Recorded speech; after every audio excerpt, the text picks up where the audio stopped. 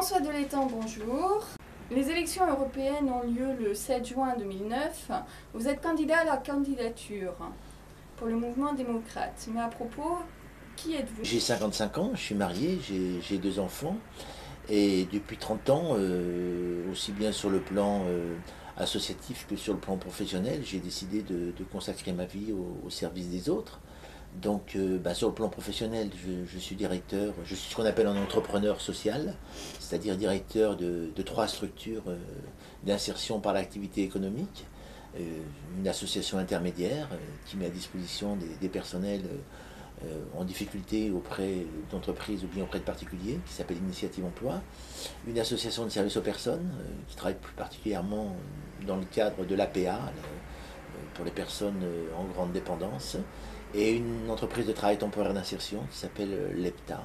Aujourd'hui, depuis 15 ans que je suis directeur de ces 3 structures, c'est 100 personnels permanents, 300 intérimaires, dont 20 personnes en encadrement. Parallèlement à ça, sur le plan associatif, je travaille dans le champ de l'économie sociale et solidaire, puisque je suis aussi administrateur de 2 structures d'insertion qui sont une association qui s'appelle les Jardins de la Vallée de la Siagne, qui est un chantier maraîcher d'insertion qui produit des légumes biologiques. On est complètement dans le cadre du développement durable, puisqu'on est au cœur de l'environnement, de l'économie et du social. Et je suis aussi vice-président d'une structure qui s'appelle Bois des Îles de Gepetto, puisqu'on construit des clés USB en bois. Mes responsabilités se situent aussi au plan national, puisque j'ai des responsabilités au sein de ce réseau Cocagne, puisque je suis administrateur national du réseau qui regroupe aujourd'hui 80 jardins maraîchers. Et je suis membre du Conseil national des réseaux d'insertion par l'activité économique, le CNARIAE, qui est l'interlocuteur des têtes de réseau de l'insertion par l'activité économique face au pouvoir public. Sur le plan européen, et c'est là que ça nous intéresse aujourd'hui, puisque l'enjeu c'est l'Europe, je suis administrateur d'un réseau qui s'appelle REV, Réseau européen des villes de l'économie solidaire. Vous êtes élu depuis une dizaine d'années, mais quels sont vos mandats actuels? Oui, donc bien sûr, oui, je suis militant politique depuis de nombreuses années. J'ai d'abord été militant chez les Verts de 1999 jusqu'au 2e tour des élections présidentielles. Et je me suis engagé au mouvement démocrate. J'ai construit le mouvement démocrate dans les Alpes-Maritimes, aux côtés de Loïc Dombreval. Et bien sûr, parce que François Bayrou a lancé ce grand mouvement européen qui est le mouvement démocrate. Donc je suis élu aujourd'hui adjoint au maire de Péménade, qui est une petite commune de 8000 habitants dans les Alpes-Maritimes. Je suis adjoint à la culture, à la communication et à l'intercommunalité. C'est dans le cadre de ce mandat d'adjoint à l'intercommunalité que depuis le 6 janvier 2009, je suis vice-président de la communauté de communes des Terres de Siagne, qui regroupe les communes du canton de Saint-Vallier. J'ai été pendant 7 ans conseiller municipal de l'opposition auparavant. Le mouvement démocrate aujourd'hui n'est pas assez connu au niveau de la population. Il a besoin effectivement de se faire connaître et d'exister face aux 2 grands blocs que sont l'UMP et le Parti Socialiste.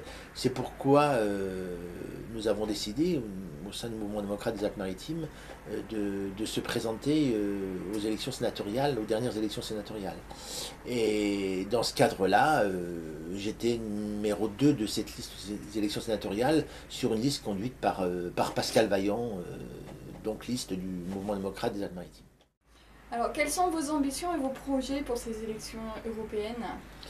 La France a décidé de voter non à la Constitution européenne.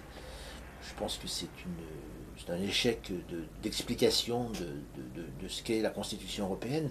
Et je pense que le cœur du problème, c'est qu'on a mal expliqué ou pas bien expliqué la problématique de la construction de l'Europe sociale.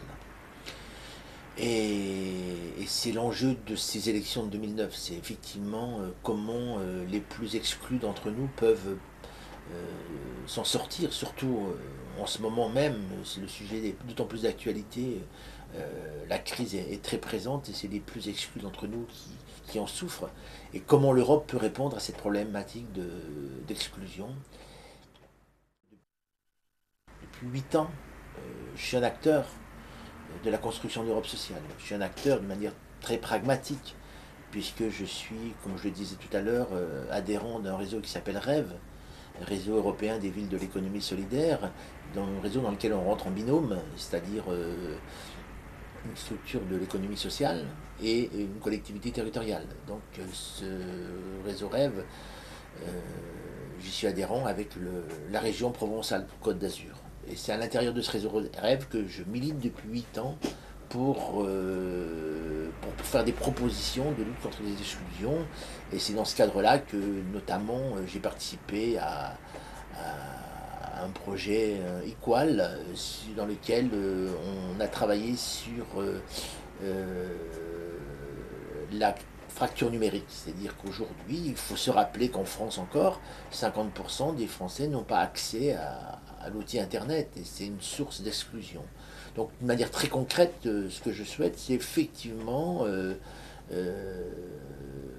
grâce à mon travail relationnel dans ce réseau REV, être acteur de la construction de l'Europe sociale, et c'est mon engagement à participer à ces élections européennes de juin 2009.